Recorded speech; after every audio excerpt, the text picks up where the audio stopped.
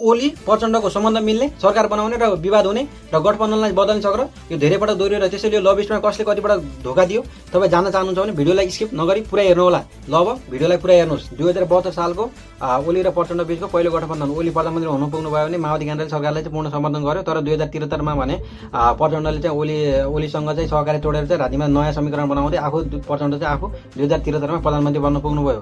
त्यसै गरी 2074 देखि 2077 सम्म ओली र प्रचण्ड बीच अर्को ठुलो सहकार्य भयो।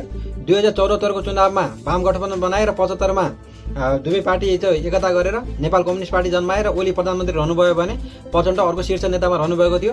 यिनीहरू फेरि कुर्सीको माया र भागभण्डा नमिलेपछि पार्टी विभाजन भयो र सरकार पनि विघटन भएको थियो। फेरि 2079 सालमा ओलीले प्रचण्डलाई प्रधानमन्त्री बन्न समर्थन गरे, तर यो भने धेरै समय टिक्न सकेन।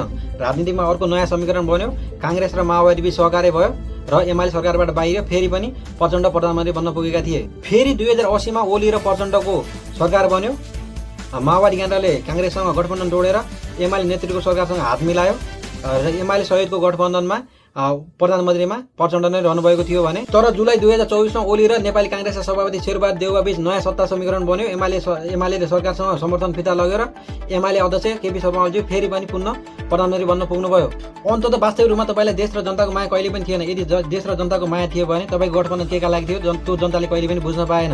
तपाईँलाई व्यक्तिगत स्वार्थ, कुर्सीको माया र नेतृत्वमा सधैँ तपाईँ लोप्त रहिराख्नु भयो। के तपाईँको पार्टीमा सक्षम युवा नेता कोही छैन?